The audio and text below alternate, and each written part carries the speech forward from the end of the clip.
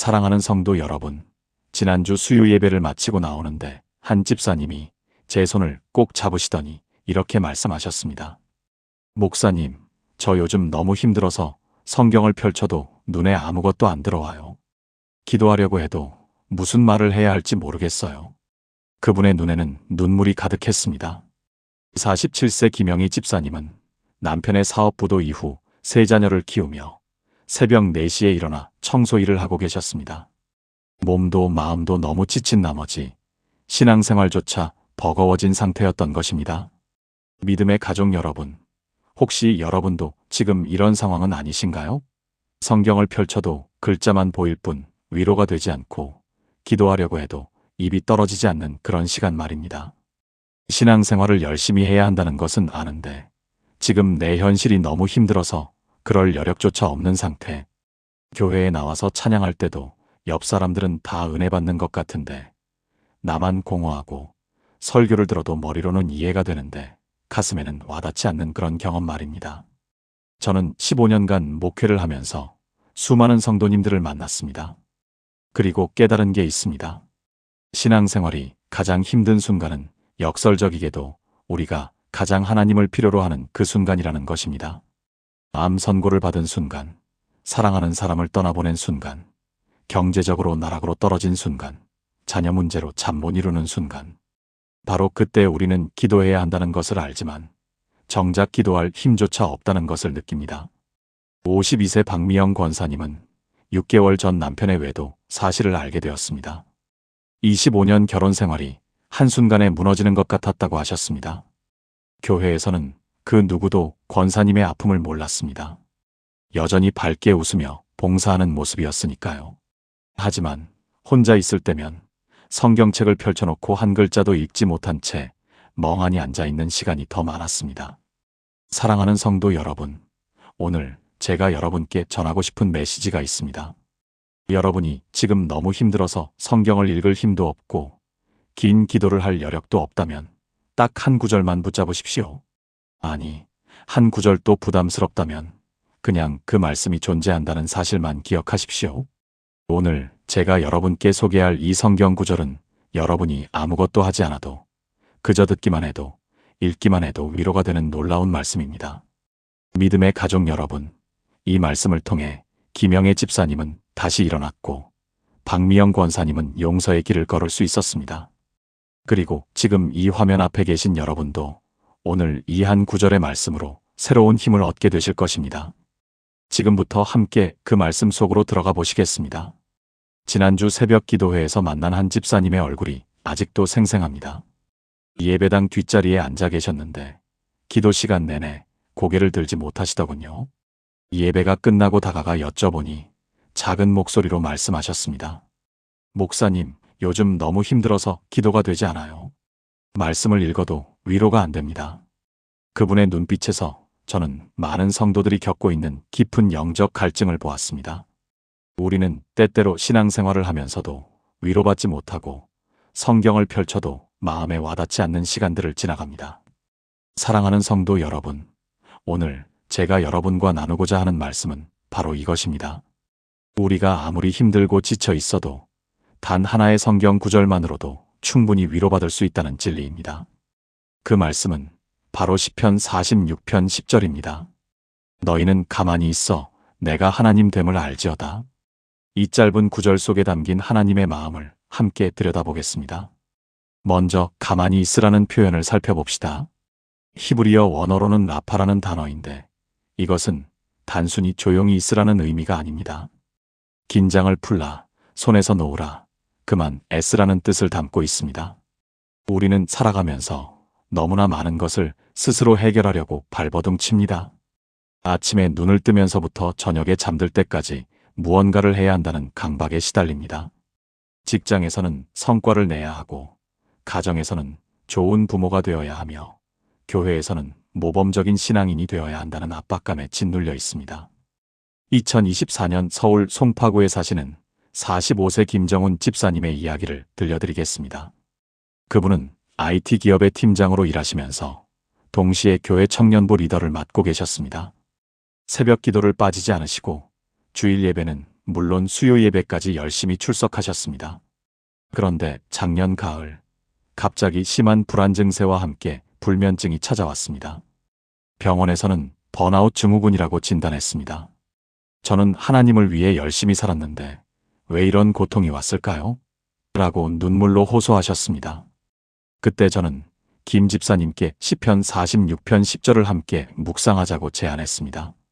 일주일 동안 다른 어떤 말씀도 읽지 말고 오직 이 한 구절만 붙들라고 했습니다. 처음에는 의아해 하셨지만 매일 아침 저녁으로 이 구절을 읽고 묵상하기 시작하셨습니다. 3일째 되던 날 집사님께서 전화를 주셨습니다. 목사님, 제가 그동안 하나님께 무언가를 보여드리려고만 했던 것 같아요. 가만히 있으라는 말씀이 이렇게 큰 은혜인지 몰랐습니다. 믿음의 가족 여러분, 이 말씀의 핵심은 우리가 아무것도 하지 않아도 된다는 것이 아닙니다. 우리의 모든 노력과 수고가 하나님께 인정받기 위한 수단이 되어서는 안 된다는 뜻입니다. 우리는 이미 하나님의 자녀입니다. 이미 사랑받고 있습니다. 이미 충분히 가치 있는 존재입니다. 더 이상 증명할 필요가 없습니다. 내가 하나님 됨을 알지어다라는 말씀의 두 번째 부분을 보십시오. 여기서 하나님은 우리에게 한 가지를 요구하십니다. 바로 그분이 하나님이심을 아는 것입니다. 이것은 단순한 지적 동의가 아닙니다.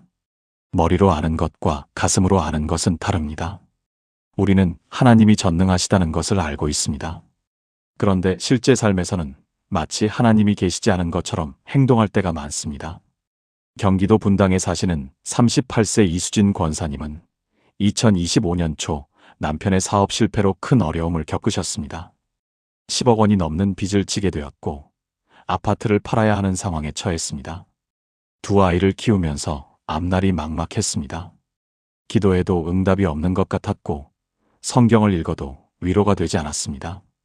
그런데 어느 날 새벽 시편 46편 10절 말씀이 마음에 꽂혔다고 합니다.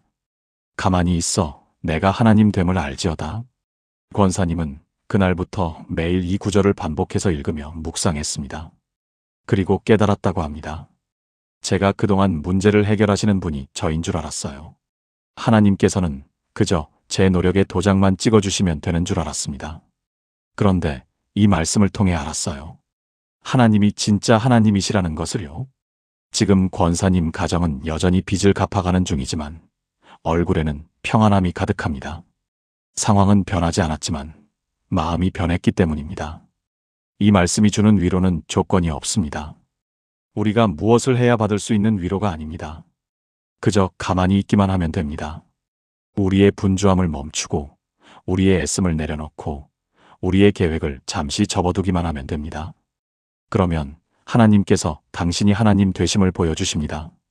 사랑하는 성도 여러분, 지금 여러분이 처한 상황이 어떠합니까? 건강의 문제로 힘드십니까?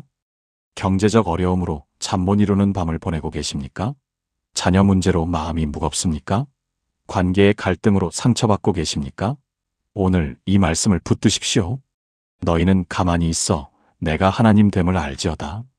여러분이 해야 할 일은 단 하나입니다. 가만히 있으며 하나님이 하나님 되심을 인정하는 것입니다. 그분이 여러분의 문제를 다 알고 계심을 믿으십시오. 그분이 가장 좋은 때에 가장 좋은 방법으로 응답하실 것을 신뢰하십시오. 더 이상 스스로를 채찍질하지 마십시오. 더 이상 자책하지 마십시오. 하나님 앞에 그저 있는 모습 그대로 서십시오. 이 한 구절의 말씀이면 충분합니다. 긴 기도가 필요 없습니다. 복잡한 신학적 이해가 필요 없습니다. 그저 이 진리를 받아들이기만 하면 됩니다. 하나님은 여러분이 무엇을 하든 하지 않든 여러분을 있는 그대로 사랑하십니다. 그 사랑 안에서 오늘 하루도 평안히 거하시기를 축복합니다. 목사님, 정말 아무것도 하지 않아도 되는 건가요? 지난달 상담실에서 만난 32세 최민지 청년이 간절한 눈빛으로 물었습니다. 대학원을 졸업하고 취업 준비를 한 지 2년째, 수십 번의 면접 탈락을 경험한 그녀는 완전히 지쳐 있었습니다. 하나님께서 계획이 있으시다는 걸 머리로는 알아요. 그런데 가만히 있으면 정말 괜찮을까요? 더 노력해야 하는 거 아닌가요? 믿음의 가족 여러분, 이 질문은 오늘날 많은 그리스도인들이 품고 있는 의문입니다. 시편 46편 10절 가만히 있으라는 말씀과 우리가 살아가는 현실 사이의 간극을 어떻게 이해해야 할까요? 저는 최청년에게 이렇게 답했습니다. 가만히 있으라는 것은 아무것도 하지 말라는 뜻이 아니라 결과에 대한 집착을 내려놓으라는 뜻입니다.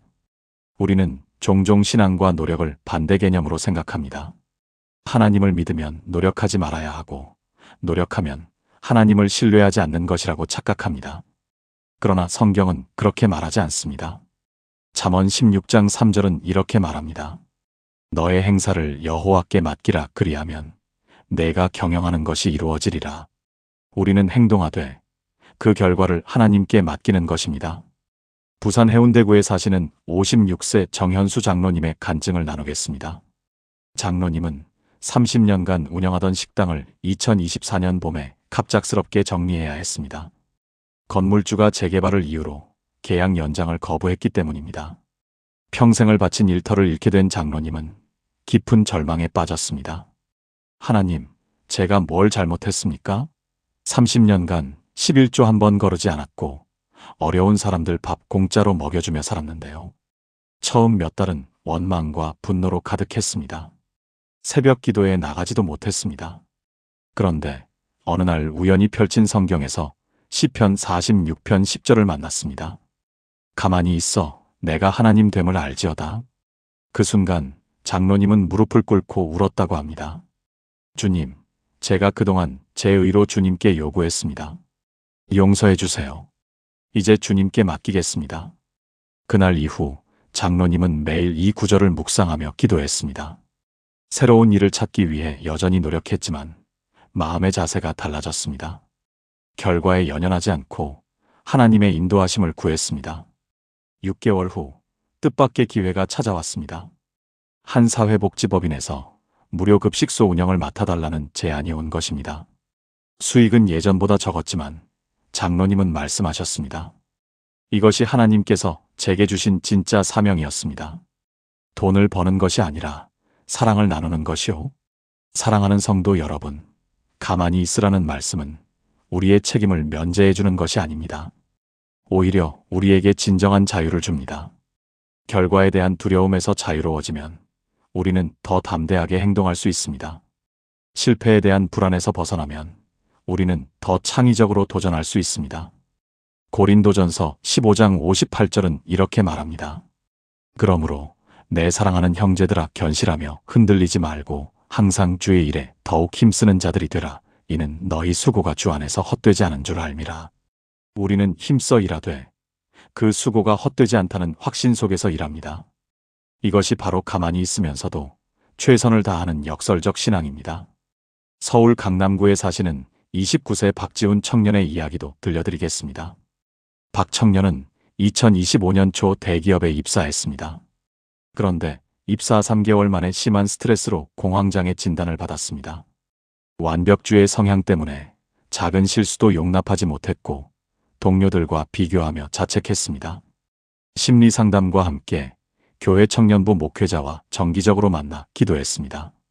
그때 묵상한 말씀이 시편 46편 10절이었습니다. 제가 깨달은 건 이거예요.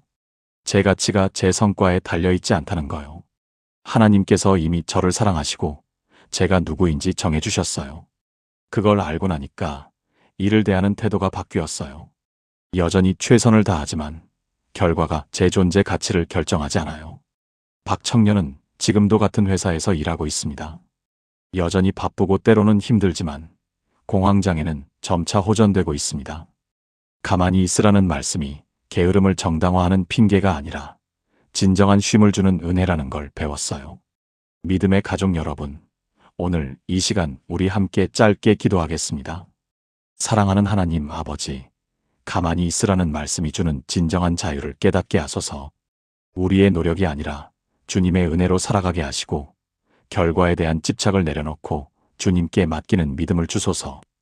우리가 최선을 다하되 그 수고가 주님께 드리는 예배가 되게 하소서. 예수님의 이름으로 기도합니다. 아멘. 새벽 5시, 창밖은 아직 어둡습니다.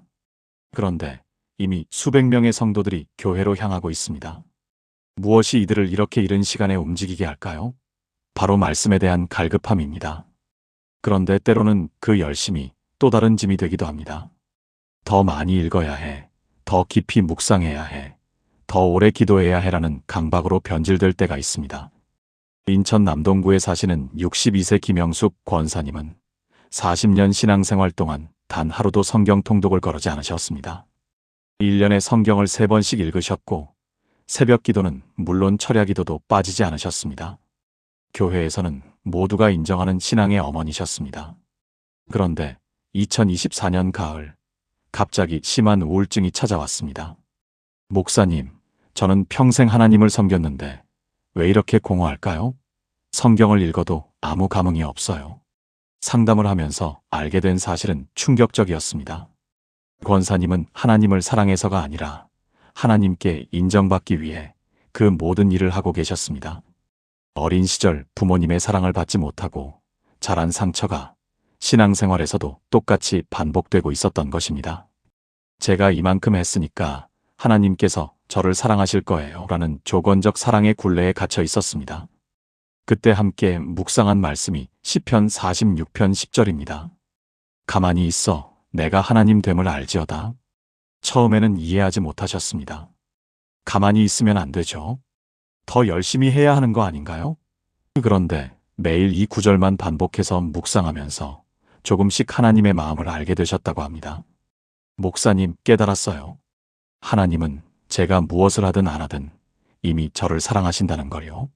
제 행위가 아니라 제 존재 자체를 사랑하신다는 걸요. 권사님의 눈에서 눈물이 흘러내렸습니다. 평생 신앙생활 했지만 하나님의 사랑을 제대로 받은 적이 없었어요. 이제야 진짜 믿음이 뭔지 알 것 같아요. 사랑하는 성도 여러분, 요한일서 4장 19절은 이렇게 말합니다. 우리가 사랑함은 그가 먼저 우리를 사랑하셨음이라. 우리의 모든 신앙 행위는 하나님의 사랑에 대한 반응이어야 합니다. 그분의 사랑을 얻기 위한 수단이 아니라 이미 받은 사랑에 대한 감사의 표현이어야 합니다. 대전 서구에 사시는 41세 송민철 집사님도 비슷한 경험을 하셨습니다. 집사님은 교회 청년부와 장년부를 오가며 섬기고 주일학교 교사로도 봉사하셨습니다. 직장일과 교회 봉사를 병행하다가 결국 몸이 망가졌습니다. 2025년 1월 과로로 쓰러져 병원에 입원하셨습니다. 의사는 최소 3개월은 쉬어야 한다고 했습니다. 병상에 누워 계시면서 집사님은 깊은 자괴감에 빠졌습니다. 하나님을 위해 일하다가 쓰러졌는데 왜 이렇게 허무할까요? 그때 병문안 온 목회자가 시편 46편 10절을 함께 읽자고 제안했습니다. 가만히 있어 내가 하나님 됨을 알지어다. 집사님은 병상에서 처음으로 진정한 쉼을 경험하셨다고 합니다. 3개월 동안 아무것도 하지 못했어요. 교회도 못 나가고 봉사도 못하고 성경도 제대로 못 읽었어요. 그런데 이상하게도 하나님이 더 가까이 느껴졌어요. 제가 무엇을 하지 않아도 하나님은 여전히 하나님이시더라고요. 제 열심이 하나님을 움직이는 게 아니라 하나님의 사랑이 저를 움직이는 거였어요. 믿음의 가족 여러분, 시편 46편 10절은 단순한 위로의 말씀이 아닙니다. 우리의 신앙관을 근본적으로 바꾸는 혁명적인 말씀입니다. 이 한 구절이 우리에게 말하는 것은 이것입니다. 하나님은 우리의 행위가 아니라 우리 자체를 원하신다는 것입니다. 우리의 성과가 아니라 우리의 마음을 보신다는 것입니다. 로마서 5장 8절은 이렇게 선포합니다. 우리가 아직 죄인 되었을 때에 그리스도께서 우리를 위하여 죽으심으로 하나님께서 우리에 대한 자기의 사랑을 확증하셨느니라.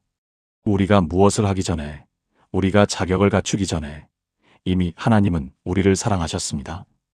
이것이 복음의 핵심입니다. 지금 이 말씀을 듣고 계시는 여러분 중에도 지쳐있는 분들이 계실 것입니다.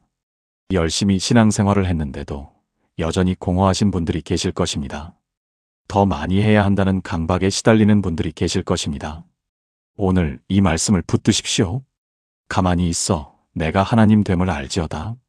여러분은 더 이상 증명할 필요가 없습니다. 여러분은 이미 충분히 사랑받고 있습니다. 여러분의 가치는 여러분의 행위가 아니라 여러분을 창조하신 하나님께 달려 있습니다. 하나님은 여러분이 무엇을 하든 안 하든 여러분을 있는 그대로 사랑하십니다.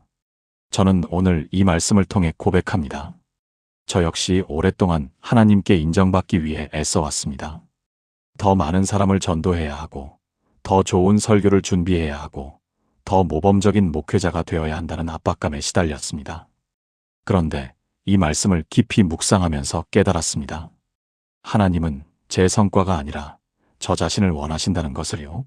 믿음의 가족 여러분, 이제 우리 함께 다짐합시다. 오늘부터 우리는 하나님의 사랑을 얻기 위해 애쓰지 않겠습니다. 이미 받은 그 사랑 안에서 평안히 거하겠습니다. 우리의 행위가 아니라 하나님의 은혜로 살아가겠습니다. 가만히 있으며 그분이 하나님 되심을 날마다 경험하겠습니다. 이것이 우리의 고백이요 다짐입니다. 아멘. 여러분, 혹시 집에서 식물을 키워보신 적 있으신가요? 저도 몇 년 전 아내가 선물해준 작은 화분을 사무실에 두고 키운 적이 있습니다. 처음엔 정말 열심이었습니다. 매일 아침 물을 주고 햇빛이 잘 드는 곳으로 옮기고 영양제도 챙겨주었습니다.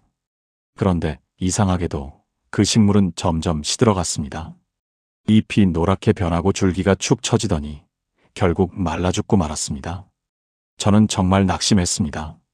이렇게 정성을 다했는데 왜 죽었을까? 내가 뭘 잘못한 걸까 자책했습니다. 그때 교회 장로님 한 분이 제 사무실에 오셨다가 말라 죽은 화분을 보시곤 조용히 웃으시더군요.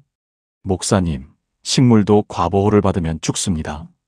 물을 너무 많이 주면 뿌리가 썩고 너무 자주 옮기면 적응을 못합니다. 때로는 그냥 두는 것이 최고의 돌봄입니다. 그 말씀을 듣는 순간 제 가슴이 뜨끔했습니다. 저는 그동안 신앙생활도 이렇게 해온 게 아닐까요? 뭔가를 계속해야만 한다는 강박에 사로잡혀 있었던 것은 아닐까요? 사랑하는 성도 여러분, 시편 46편 10절은 이렇게 말씀합니다.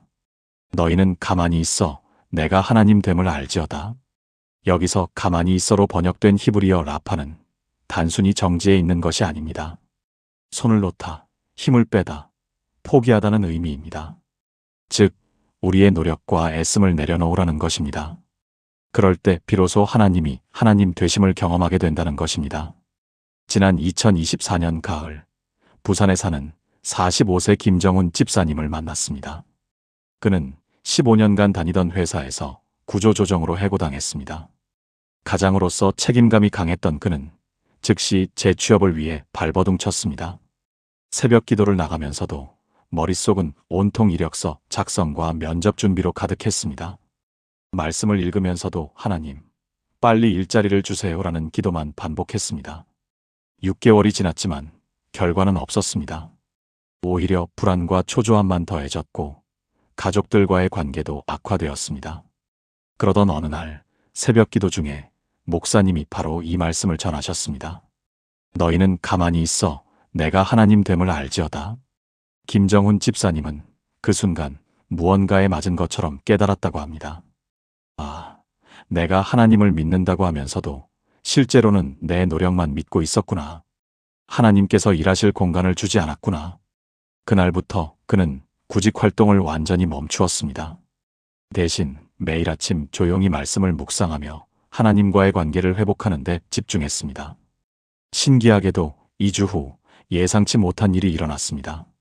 10년 전에 함께 일했던 동료가 갑자기 연락을 해온 것입니다.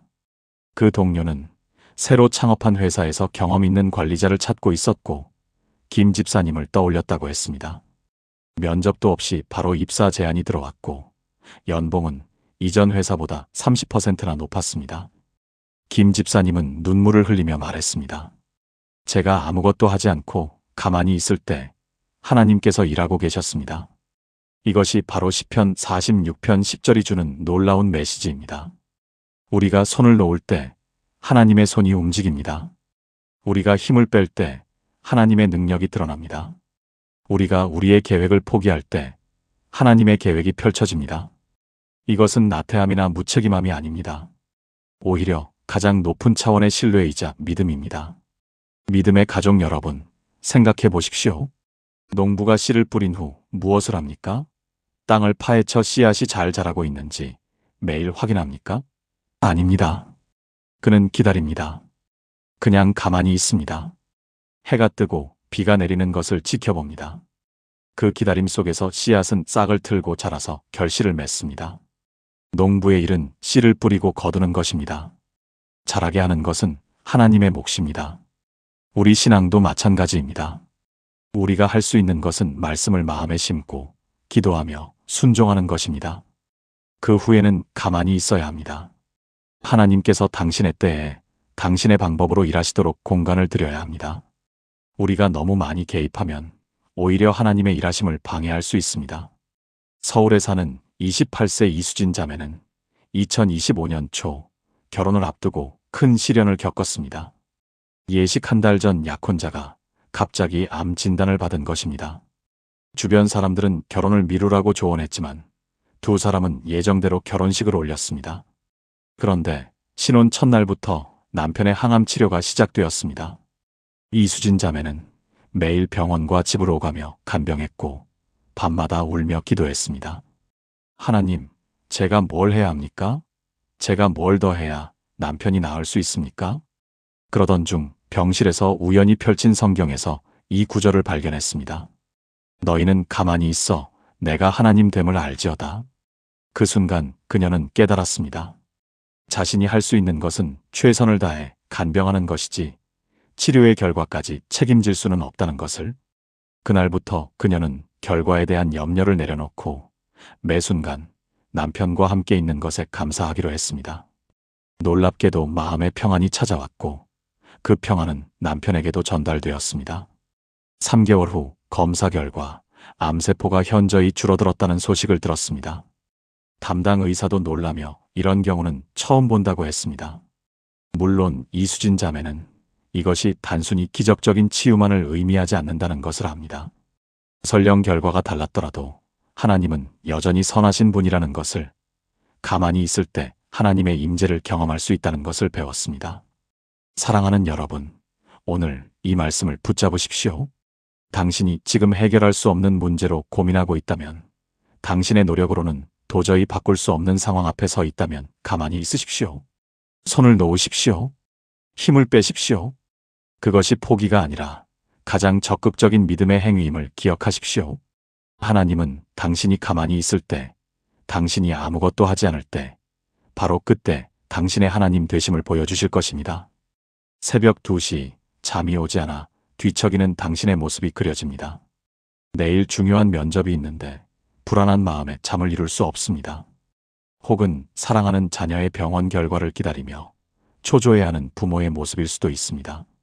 아니면 사업 실패로 빚더미에 앉아 막막함에 가슴이 답답한 사업가일 수도 있습니다. 이럴 때 우리는 무엇을 할 수 있을까요? 아니, 무엇을 하지 말아야 할까요? 여러분, 제가 목회하며 발견한 놀라운 진리 하나를 나누겠습니다. 성경에서 가장 극적인 구원의 순간들을 보면 공통점이 있습니다. 사람들이 아무것도 할 수 없는 상황에 처했을 때 하나님께서 개입하셨다는 것입니다. 홍해 앞에 갇힌 이스라엘 백성들, 사자굴에 던져진 다니엘, 풀무불에 들어간 세 친구, 십자가에 달린 강도. 이들의 공통점은 무엇입니까? 그들은 더 이상 자신의 힘으로 할 수 있는 것이 아무것도 없었습니다. 출애굽기 14장 13절에서 모세는 두려워하는 백성들에게 이렇게 외칩니다. 너희는 두려워하지 말고 가만히 서서 여호와께서 오늘 너희를 위하여 행하시는 구원을 보라. 가만히 서서라는 표현을 주목하십시오. 히브리어 원문을 보면 야차브라는 단어인데 이것은 자리를 지키다, 움직이지 않다는 뜻입니다. 적극적인 정지입니다. 본능적으로 뛰어나가거나 도망가고 싶은 순간에 의지적으로 멈춰 서는 것입니다. 대구에 사는 38세 박성민 장로님의 이야기를 들려드리겠습니다. 2024년 봄, 그가 15년간 공들여 키운 회사가 갑작스러운 주요 거래처 부도로 연쇄 위기에 빠졌습니다. 80명의 직원 급여를 지급해야 하는데 통장 잔고는 바닥이었고 은행은 더 이상 대출을 해주지 않았습니다. 그는 모든 인맥을 동원해 돈을 빌리려 했고 개인 재산을 처분하려 했습니다. 밤새 컴퓨터 앞에 앉아 온갖 방법을 모색했지만 해결책은 보이지 않았습니다. 어느 금요일 밤 완전히 지친 그는 사무실 바닥에 주저앉아 울었습니다. 하나님, 저는 이제 더 이상 할 수 있는 게 없습니다. 제 능력으로는 불가능합니다. 그때 책상 위에 놓인 성경책이 눈에 들어왔습니다. 힘없이 펼친 페이지에 바로 이 구절이 있었습니다. 가만히 서서 여호와께서 행하시는 구원을 보라. 그는 그 순간 모든 것을 내려놓았습니다. 더 이상 방법을 찾지 않기로 했습니다. 대신 무릎 꿇고 이렇게 기도했습니다. 하나님, 제가 할 수 있는 것은 다 했습니다. 이제 주님께서 하실 일을 기다리겠습니다. 믿기 어려운 일이 일어났습니다. 주말 동안 박 장로님은 아무것도 하지 않고 쉬었습니다. 월요일 아침 출근하니 비서가 황급히 달려왔습니다. 사장님, 토요일에 모르는 번호에서 전화가 왔는데 메시지를 남기셨어요. 그 메시지는 10년 전 박 장로님의 회사에서 인턴으로 일했던 한 청년의 것이었습니다. 그 청년은 미국에서 벤처 투자자가 되어 있었고 우연히 박 장로님 회사의 위기 소식을 듣고 연락한 것이었습니다. 사장님께서 저를 인턴으로 받아주셨을 때 다른 곳은 다 거절했는데 사장님만 기회를 주셨습니다. 그때 받은 은혜를 갚고 싶습니다. 그 청년은 자신의 투자사를 통해 박 장로님의 회사에 긴급 투자를 진행했고 단 3일 만에 모든 절차가 완료되었습니다. 급여 문제는 해결되었고 회사는 위기를 넘겼습니다. 더 놀라운 것은 그 투자를 계기로 회사가 새로운 비즈니스 모델을 개발하게 되었고 6개월 후 매출이 이전보다 2배 이상 증가했다는 것입니다. 박 장로님은 간증합니다. 제가 가만히 있을 때 하나님께서 제가 상상도 못한 방법으로 일하셨습니다. 사랑하는 성도 여러분, 이것이 바로 가만히 있음의 능력입니다. 이것은 나태함이 아닙니다. 체념도 아닙니다. 이것은 가장 높은 차원의 적극적 신뢰입니다. 바다 한가운데서 배가 침몰하고 있을 때 해변에서 구조대가 오는 것을 본다면 어떻게 하시겠습니까? 허우적대며 헤엄치는 것을 멈추고 구명조끼를 입고 가만히 떠 있을 것입니다. 그것이 구조되는 가장 확실한 방법입니다. 신앙도 마찬가지입니다. 광주에 사는 56세 최영희 권사님은 2025년 1월 30년 결혼 생활이 끝날 위기에 처했습니다. 남편이 갑자기 이혼을 요구한 것입니다. 최 권사님은 울며 매달렸고 주변 사람들에게 도움을 청했고 상담사를 찾아갔습니다. 하지만 남편의 마음은 더욱 굳어졌습니다. 어느 날 새벽 기도 중에 이 말씀이 임했습니다. 가만히 서서 여호와께서 행하시는 구원을 보라. 최 권사님은 결단했습니다. 더 이상 남편을 붙잡지 않기로, 더 이상 상황을 바꾸려 애쓰지 않기로, 대신 매일 조용히 기도하며 하나님의 때를 기다리기로 했습니다. 남편에게 보내던 장문의 문자도 멈췄고 주변 사람들을 통한 설득도 그만두었습니다. 그저 평소처럼 살았습니다. 밥을 짓고 빨래를 하고 교회에 나가고 말씀을 읽었습니다.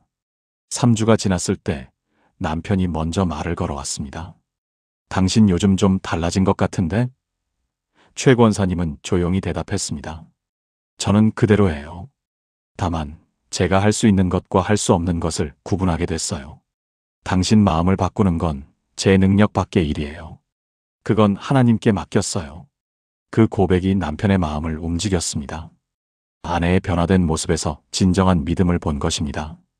2달 후 부부는 함께 상담을 받기 시작했고 지금은 관계가 회복되어 더욱 깊은 사랑으로 살아가고 있습니다. 믿음의 가족 여러분, 지금 당신이 풀 수 없는 문제로 고민하고 있습니까? 당신의 노력으로 바꿀 수 없는 사람 때문에 힘들어합니까? 가만히 있으십시오. 서 있으십시오. 움직이지 마십시오. 하나님께서 일하실 공간을 만드십시오. 당신이 가만히 있을 때 하나님께서 움직이십니다. 당신이 멈출 때 하나님께서 시작하십니다. 하나님 아버지, 오늘 이 말씀을 듣는 모든 성도들에게 가만히 있을 수 있는 용기를 주시옵소서. 우리의 노력을 멈추고 우리의 계획을 내려놓고 오직 주님만 바라볼 수 있는 믿음을 주시옵소서. 우리가 가만히 있을 때 주님께서 우리의 하나님 되심을 보여주시고 우리가 상상할 수 없는 방법으로 구원을 이루어 주시옵소서. 예수님의 이름으로 기도합니다. 아멘. 목사님, 그런데 정말 아무것도 안 하면 게으른 거 아닌가요? 지난주 신방 갔을 때 29세 정다은 청년이 물었습니다. 그녀는 대기업 마케팅팀에서 일하는 유능한 직장인입니다. 항상 완벽주의 성향이 강해서 모든 일을 철저히 계획하고 실행하는 스타일입니다. 저는 가만히 있으면 불안해요. 뭔가를 해야 직성이 풀려요. 기도할 때도 마찬가지예요. 하나님께 이것저것 다 여쭤보고 확인받고 싶어요. 저는 그녀에게 이렇게 물었습니다. 다은 자매, 혹시 당신이 사랑하는 사람이 있다면 그 사람과 함께 있을 때 계속 무언가를 해야만 한다고 느끼나요? 아니면 그저 함께 있는 것 자체가 좋지 않나요? 그녀는 잠시 생각하다가 대답했습니다. 함께 있는 것 자체가 좋죠. 특별히 뭘 하지 않아도 그냥 옆에 있으면 평안해요. 저는 미소 지으며 말했습니다. 하나님과의 관계도 마찬가지입니다. 믿음의 가족 여러분, 요한복음 15장 4절을 함께 보시겠습니까? 내 안에 거하라. 나도 너희 안에 거하리라. 가지가 포도나무에 붙어 있지 아니하면 스스로 열매를 맺을 수 없음 같이 너희도 내 안에 있지 아니하면 그러하리라. 여기서 거하라는 말은 헬라어로 메노인데 이것은 머물다, 계속 있다, 남아있다는 뜻입니다. 무엇을 하라는 것이 아니라 어디에 있으라는 것입니다. 생각해 보십시오. 포도나무 가지는 열매를 맺기 위해 무엇을 합니까? 아무것도 하지 않습니다. 그저 나무에 붙어 있을 뿐입니다. 나무로부터 수액을 받아 자연스럽게 자라고 때가 되면 열매를 맺습니다. 가지가 나는 열매를 맺어야 해 라고 애쓰며 스스로를 쥐어짜지 않습니다. 그저 연결되어 있으면 됩니다. 나머지는 나무가 알아서 합니다. 전주에 사는 42세 김영수 집사님은 평생 해야 한다는 강박에 시달렸습니다. 신앙생활도 마찬가지였습니다.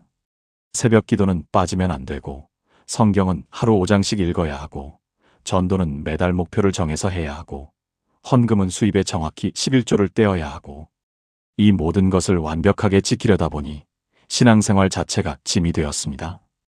2024년 여름, 그는 번아웃을 경험했습니다. 교회에 나가기 싫고 기도하기 싫고 성경 읽기 싫었습니다. 그때 목회자 세미나에 참석했다가 한 강사의 말을 들었습니다. 여러분, 신앙은 퍼포먼스가 아니라 릴레이션십입니다. 하나님은 당신의 업적이 아니라 당신 자체를 사랑하십니다. 그 말이 김 집사님의 가슴을 찔렀습니다. 그는 하나님께 인정받기 위해, 사랑받기 위해 무언가를 해야 한다고 믿었던 것입니다. 하지만 성경은 그 반대를 말합니다.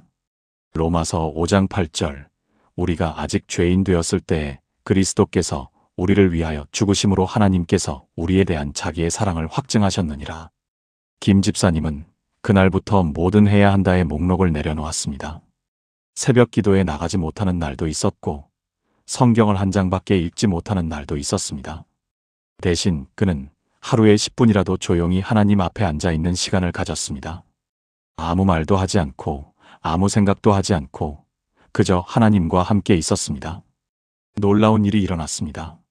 신앙의 기쁨이 돌아왔습니다. 강요가 아닌 사랑으로 하나님을 섬기게 되었습니다. 6개월 후 그의 삶에는 자연스러운 열매들이 맺혔습니다. 강요하지 않았는데 이웃을 돕고 싶은 마음이 생겼고 억지로 하지 않았는데 말씀이 읽고 싶어졌습니다. 포도나무 가지가 나무에 붙어 있으면 자연스럽게 열매를 맺듯이 그가 하나님 안에 거할 때 삶의 열매들이 저절로 나타난 것입니다. 사랑하는 성도 여러분, 지금 이 순간 제 마음속에는 한 장면이 떠오릅니다. 예수님께서 십자가에 달리셨을 때 그 옆에 함께 달린 강도 중 한 사람의 이야기입니다. 그는 평생 도둑질과 악행으로 살아온 사람이었습니다. 십자가에 달리기 직전까지도 아무것도 준비하지 못했습니다. 회개의 눈물도, 선한 행실도, 11조 헌금도, 봉사의 시간도 없었습니다. 그저 죽음 앞에서 마지막 순간 단 한마디를 외쳤을 뿐입니다. 예수여, 당신의 나라에 임하실 때 나를 기억하소서. 여러분, 이 강도가 무엇을 했습니까? 아무것도 하지 않았습니다. 십자가에 묶인 채로 할 수 있는 것이라곤 오직 믿음의 고백뿐이었습니다. 그런데 예수님께서는 뭐라고 말씀하셨습니까?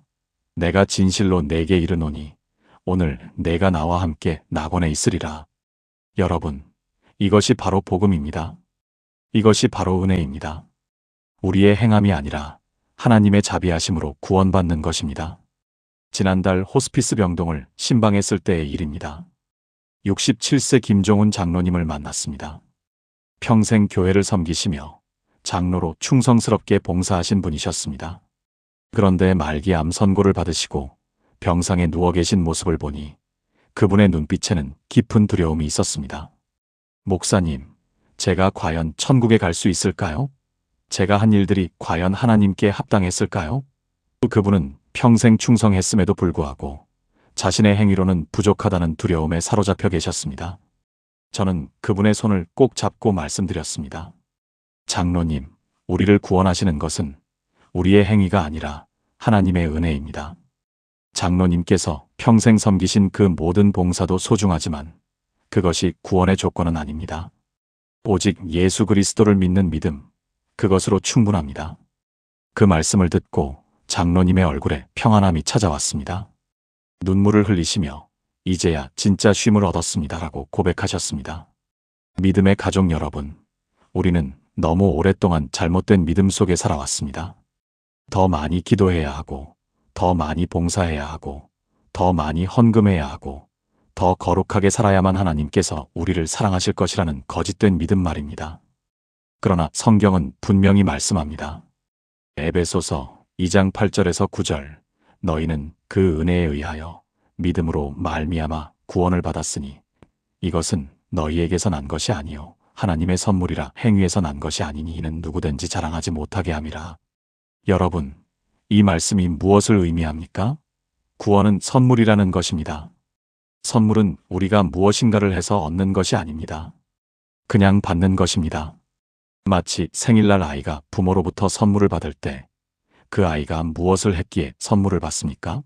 아무것도 하지 않았습니다. 그저 부모의 자녀라는 그 이유만으로 선물을 받는 것입니다. 하나님의 사랑도 마찬가지입니다. 새벽 3시 잠들지 못하고 있는 당신에게 말씀드립니다. 당신이 지금 아무것도 하지 못해서 괜찮습니다. 기도 제목을 하나도 이루지 못해서 괜찮습니다. 작년에 세운 신앙의 목표를 하나도 달성하지 못해서 괜찮습니다. 하나님은 당신의 성과표를 보시는 분이 아니기 때문입니다. 하나님은 당신의 마음을 보십니다. 그 연약한 믿음, 그 작은 고백, 하나님, 저는 부족합니다. 그러나 당신을 믿습니다. 그것으로 충분합니다. 작년 여름 41세 이현주 집사님을 상담했을 때가 생각납니다. 그분은 우울증으로 6개월째 약을 복용하고 계셨습니다. 아침에 일어나는 것조차 힘들어서 주일 예배도 나오지 못하는 날이 많았습니다. 목사님, 저는 믿음이 없는 것 같습니다.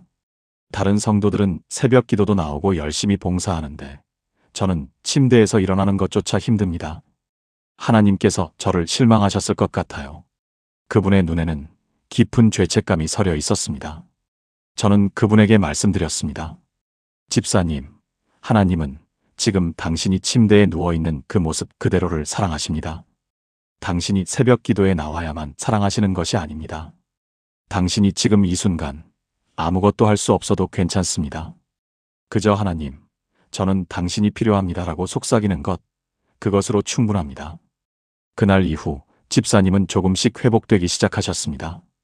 완벽한 신앙인이 되어야 한다는 부담감에서 벗어나자 오히려 진짜 하나님의 사랑을 경험하기 시작하신 것입니다. 사랑하는 성도 여러분, 예수님께서는 이렇게 말씀하셨습니다. 마태복음 11장 28절, 수고하고 무거운 짐진 자들아, 다 내게로 오라. 내가 너희를 쉬게 하리라. 여기서 주목해야 할 단어는 오라입니다. 일하라, 성취하라, 증명하라가 아닙니다.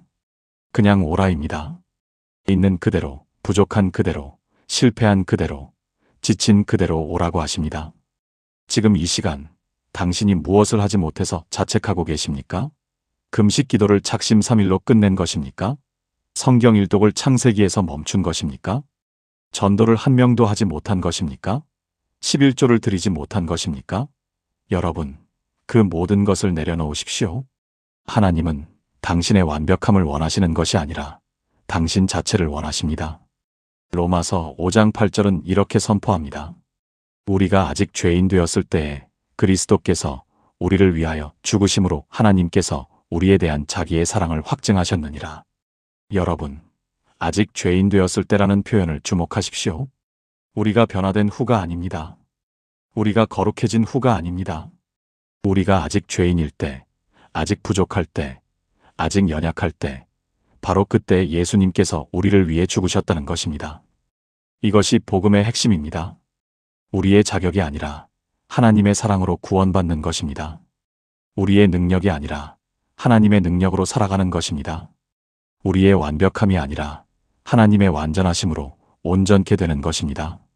믿음의 가족 여러분, 오늘 이 메시지를 듣고 계신 모든 분들께 선포합니다.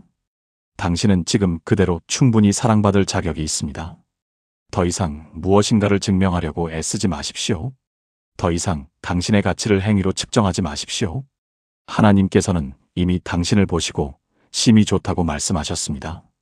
창조 때부터 지금까지 변함없는 그분의 마음입니다. 사랑하는 하나님 아버지, 오늘 이 시간 당신 앞에 나아온 우리를 긍휼히 여겨주옵소서.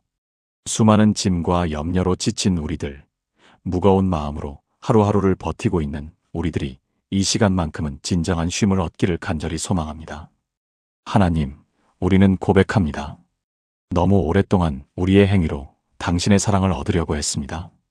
더 많이 기도하고, 더 많이 봉사하고, 더 거룩하게 살아야만 당신께서 우리를 기뻐하실 것이라고 착각했습니다. 그러나 오늘 당신의 말씀을 통해 깨닫습니다. 당신의 사랑은 우리의 자격이나 능력과 상관없이 이미 우리에게 주어진 선물이라는 것을 말입니다. 새벽 기도회에 나오지 못해 죄책감을 느끼는 집사님들을 불쌍히 여겨주옵소서. 취업 준비로 지쳐서 교회 봉사조차 할 수 없는 청년들을 위로해 주옵소서. 우울증과 불안으로 아침에 일어나는 것조차 힘든 성도들에게 당신의 평안을 부어주옵소서. 사업의 실패로 11조조차 드리지 못해 부끄러워하는 가장들에게 당신의 긍휼을 베풀어 주옵소서. 하나님, 우리가 아무것도 하지 못할 때에도 당신의 사랑은 변함이 없다는 것을 믿습니다. 우리가 연약할 때 당신의 능력이 온전하게 나타난다는 것을 고백합니다. 우리의 부족함 속에서 당신의 충만하심이 드러난다는 것을 선포합니다. 마치 식물이 햇빛을 받듯이 우리도 그저 당신의 은혜 아래 머물기를 원합니다. 애쓰지 않고 노력하지 않고 그저 당신의 사랑을 받아들이는 것, 그것이 우리가 할 수 있는 가장 위대한 신앙 고백임을 깨닫습니다. 새벽 2시 잠 못 이루는 성도들에게 당신의 평강을 주옵소서. 불안과 걱정으로 가득한 마음에 당신의 평안을 부어 주옵소서. 내일에 대한 염려로 오늘을 잃어버리는 우리들에게 오늘 하루면 족하다는 당신의 음성을 들려주옵소서. 하나님, 십자가 위의 강도처럼 우리도 마지막 순간까지 당신의 긍휼을 구할 수 있다는 것을 감사드립니다. 완벽하지 않아도, 준비되지 않았어도, 부족해도 괜찮다는 것을 알게 하시니 감사합니다. 당신의 사랑은 우리의 조건과 상관없이 이미 완전하다는 것을 믿게 하시니 감사합니다. 이제 우리로 하여금 무거운 짐을 내려놓고 당신의 쉼 가운데 거하게 하옵소서. 행위의 종교가 아니라 관계의 신앙으로 살아가게 하옵소서. 우리의 성과표가 아니라 우리의 마음을 보시는 당신의 눈길을 기억하며 살아가게 하옵소서. 예수 그리스도의 이름으로 기도드립니다. 아멘. 사랑하는 성도 여러분, 오늘 이 긴 여정을 함께 걸어오셨습니다. 지난주 새벽 기도회에 그 집사님부터 시작해서 취업준비생 최민지, 청년 화분을 키우다 깨달음을 얻은 이야기, 새벽에 잠 못 이루는 분들, 완벽주의로 고민하는 정다은 청년, 그리고 호스피스 병동의 김종훈 장로님과 우울증으로 고통받는 이현주 집사님까지 우리는 수많은 사람들의 이야기를 들었습니다. 그런데 여러분, 이 모든 이야기가 결국 하나의 메시지로 수렴된다는 것을 발견하셨습니까? 바로 아무것도 하지 않아도 괜찮다는 것입니다. 더 정확하게 말하면 우리의 구원과 하나님의 사랑은 우리가 무엇을 하느냐에 달려있지 않다는 것입니다. 우리는 평생 더 해야 한다는 강박 속에서 살아왔습니다. 더 기도해야 하고, 더 봉사해야 하고, 더 헌금해야 하고, 더 거룩해야 한다고 스스로를 채찍질해 왔습니다. 그러나 오늘 우리는 복음의 진짜 의미를 다시 한번 확인했습니다. 에베소서 2장 8절과 9절의 말씀처럼 우리는 은혜로, 믿음으로 구원받았고 이것은 우리에게서 난 것이 아니라 하나님의 선물입니다. 십자가 위의 강도를 기억하십니까? 그는 아무것도 준비하지 못했습니다. 회개의 눈물도, 선한 행실도, 봉사의 시간도 없었습니다. 그러나 예수님께서는 오늘 내가 나와 함께 낙원에 있으리라고 약속하셨습니다. 이것이 복음입니다. 이것이 은혜입니다. 믿음의 가족 여러분, 지금 이 순간 당신이 무엇을 하지 못해서 자책하고 계십니까? 그것을 내려놓으십시오. 하나님은 당신의 완벽함이 아니라 당신 자체를 원하십니다. 로마서 5장 8절이 선포하듯이 우리가 아직 죄인 되었을 때에 그리스도께서 우리를 위하여 죽으셨습니다. 우리가 변화된 후가 아니라 우리가 아직 부족할 때 말입니다. 오늘 이 메시지가 여러분의 마음에 위로가 되었기를 소망합니다. 만약 이 영상이 도움이 되셨다면 아래 좋아요 버튼을 눌러주시고 구독 버튼도 눌러주시기 바랍니다. 그리고 알림 설정까지 해두시면 앞으로 올라올 은혜로운 말씀들을 놓치지 않으실 수 있습니다. 더 중요한 것은 이 메시지를 혼자만 간직하지 마시고 지금 이 순간 힘들어하고 있는 주변 분들과 나눠주시기 바랍니다.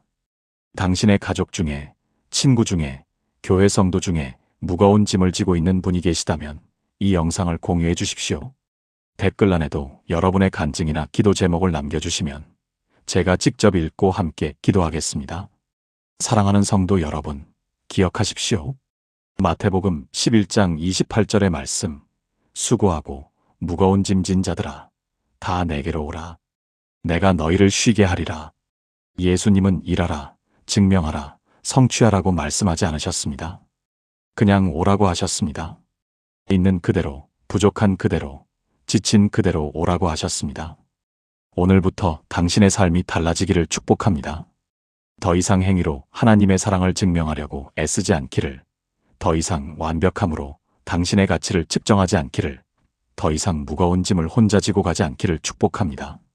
하나님의 은혜가 여러분과 여러분의 가정에 충만하기를 기도합니다. 예수 그리스도의 사랑이 여러분의 마음을 채우고 넘치기를 축복합니다.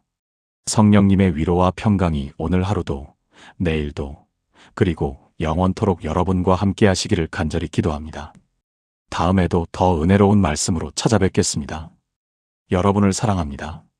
그리고 무엇보다 하나님께서 여러분을 무한히 사랑하십니다. 지금 이 순간에도 당신이 무엇을 하든 하지 않든 변함없이 사랑하십니다. 이 사실을 꼭 기억하시고 오늘 하루도 그 사랑 안에서 평안히 쉬시기 바랍니다. 샬롬.